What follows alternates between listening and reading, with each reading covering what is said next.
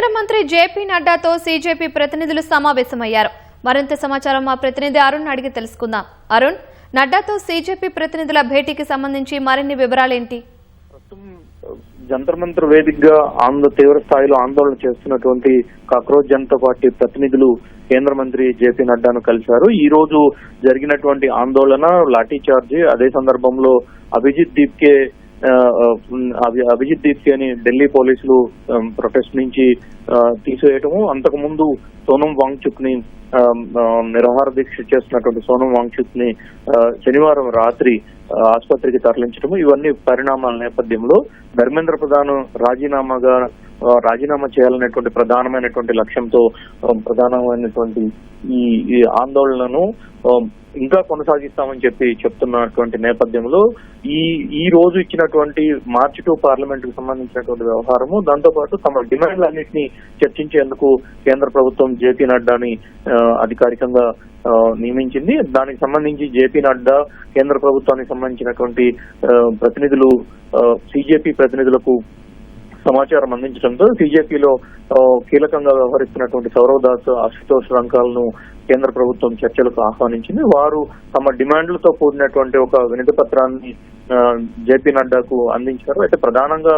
చేస్తున్నటువంటి డిమాండ్, దేశంలో అనేక మంది విద్యార్థులు ఇబ్బంది పడుతున్నటువంటి నీట్ పరీక్షలకు సంబంధించిన లీకేజీ విషయంలో ఈ రకంగా వ్యవహరించడము, అదే సందర్భంలో ఎవరిపైనా ఎలాంటి చర్యలు తీసుకోకపోవడము, దానికి పూర్తి బాధ్యత వహిస్తూ కేంద్ర మంత్రి రాజీనామా చేయకపోవడాన్ని వారు తీవ్రంగా పరిగణిస్తున్నటువంటి పరిస్థితి ఉంది. వాటిపైనే ఈ రోజు కీలకమైనటువంటి చర్చలు జరిపినట్లుగా తెలుస్తా ఉంది. ఇది ప్రస్తుతం జేపీ నడ్డా నివాసంలోనే ఈ భేటీ కొనసాగుతుంది.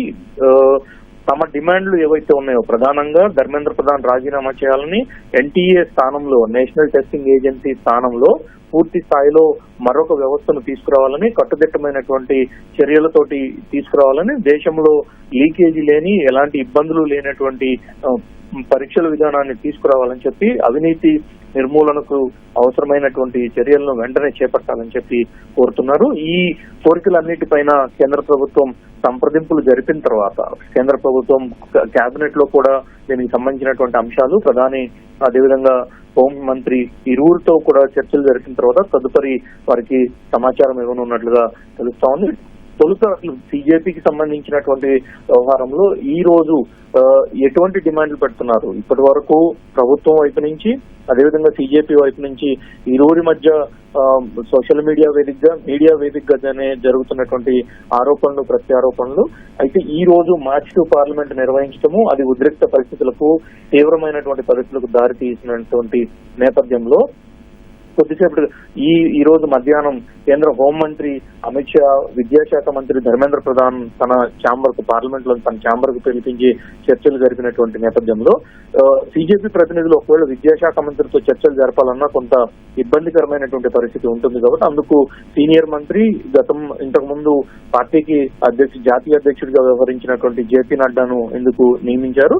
ఆ మేరకు జేపీ నడ్డా నుంచి వారికి సమాచారం వెళ్ళడంతో కొద్దిసేపటి క్రితం ఇరువురు జేపీ నడ్డాతో సీజేపీకి సంబంధించినటువంటి ఇరువురు నేతలు భేటీ అయ్యి వారు తమ డిమాండ్లు ఏంటి, ఏ రకమైనటువంటి అంశాలను లేవనెత్తుతున్నారనేటువంటి విషయాలతో కూడినటువంటి ఒక వినతి పత్రాన్ని అందించడం జరిగింది. తదుపరి ప్రభుత్వం ఎలాంటి చర్యలు తీసుకుంటుంది, దానికి ప్రభుత్వం నుంచి ఏం సమాధానం చెప్తారనేది చూడాల్సి ఉంది.